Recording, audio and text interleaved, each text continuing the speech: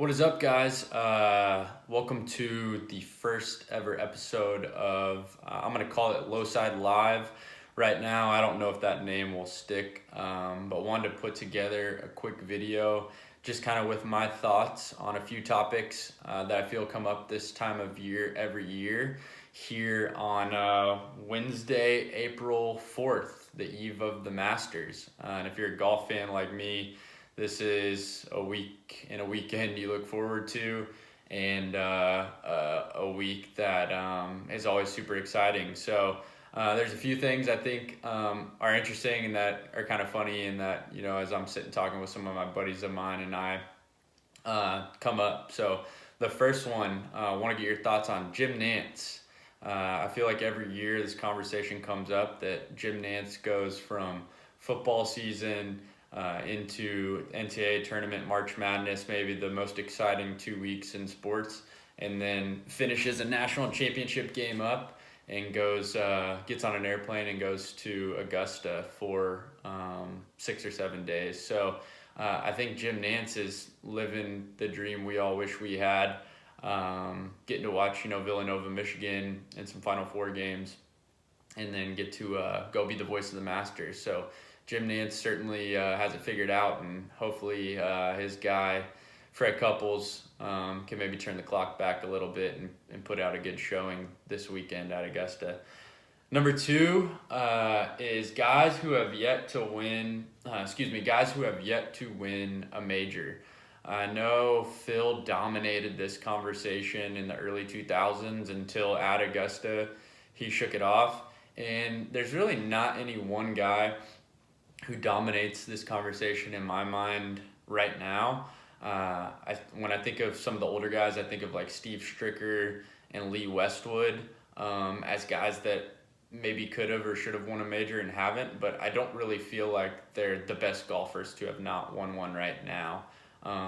They certainly can put together 4 rounds on occasion, but I don't think they're guys that are a huge threat to go win this weekend. The guys that come to mind for me are a little bit younger. I think of Ricky. I think of Patrick Reed. I think of Hideki Matsuyama.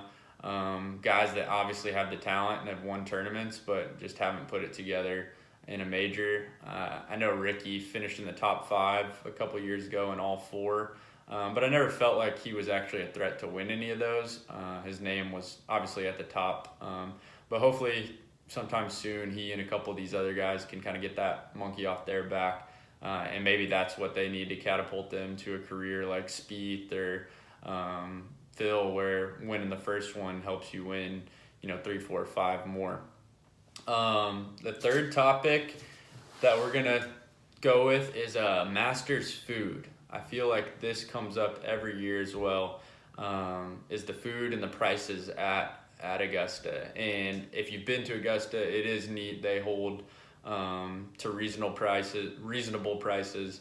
They don't mark it up on you too much. And the number one thing that everybody talks about and everybody recommends is the pimento and cheese sandwich. And I thought it was awful. This is going to be a very unpopular opinion, but the pimento and cheese sandwich, in my opinion, I think I threw half of it away. So if you go, everyone's going to tell you have to get it. I don't know what your thoughts will be, but for me, it wasn't a favorite. I would much rather and highly recommend the barbecue brisket sandwich. That's what I had. Very, very good. The import beers, the domestic beers, they're all under $4 or $5, and they come in a cool souvenir cup. You'll see people carrying like 30, 40 of those things. I left with my fair share, and it's probably the drinkware of choice in the Ward household. And then they have a dessert. It's like a Georgia pecan or Georgia peach ice cream cookie or ice cream sandwich. That's pretty amazing as well when the sun gets going and it's, that southern humidity.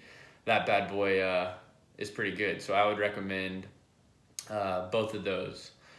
Number 4, favorite hole. For me, Amen Corner obviously gets all the notoriety, and it more than deserves it. But for me, my favorite hole is number 15. 15's a par 5 that's very reachable for these guys on a Sunday, on a Saturday. you can really make a charge. And it's not quite do or die time on 15, but you can kind of feel the energy in those weekend rounds of what can possibly go right there, that can put you in a position to win it. So I don't know if you'll necessarily lose it on those two holes, but I think you can definitely on that hole. But I think you can definitely put yourself in a position to win the tournament. And then if I had to pick a runner up, having been to Augusta in person, I would say hole number 10. Number 10 is always the first playoff hole, I think. Or maybe it's the second playoff hole. But it in person, that hole, people will say this, you can't describe the undulation and how hilly that hole is. And it's just when you're there in person, it kind of hits you in the face.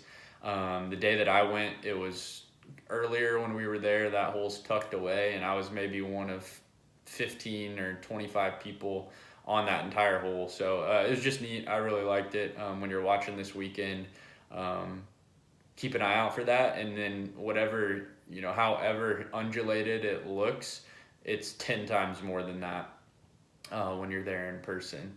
And then lastly, I don't think we can get away without talking about this. Number 5 is Tiger. Tiger is back in the field at Augusta this week, hopefully this weekend. I'm not one of these guys who, says that golf is nothing without Tiger. I think golf is in a very good spot without Tiger, but I think it's in a great spot when he's there and when he's playing and when he's in contention. And from what he has shown this year, there's absolutely no reason that he can't contend.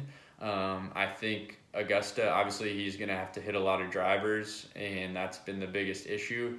But at Augusta, you can certainly spray it in some areas too. So I think as long as his chipping and putting stays on par with what it's been, and a few putts fall that, otherwise might not have, or maybe lipped out in the last couple weeks, I think his game, as he has proven, and as the last few tournaments, which are, well-known tournaments, have shown that he has a chance to be there. I hope he wins. I hope he has a chance to win. There's a lot of guys that I hope win. I hope he has a chance to win. I hope he plays the weekend. I think it's exciting and a good storyline for him to be back in contention and back playing. But I think it's probably asking a little much to think that he can win, only being back 4 or 5 tournaments, coming off the back surgery. So it'll be exciting to see. I think in 2013, Tiger, since 2005, I think 2013 was probably the best chance he's had. And going into a tournament, going into the Masters, this is probably, as close or as good of a chance as he's had in a while as well. So I hope you guys enjoy it. I hope you guys enjoy Masters Week as much as I do. I'll probably take off at least a little bit early on Friday to come watch at home. And when I'm at work, I'll have it on the computer. So look forward to seeing what happens. Always something exciting, guys. I appreciate it. Later.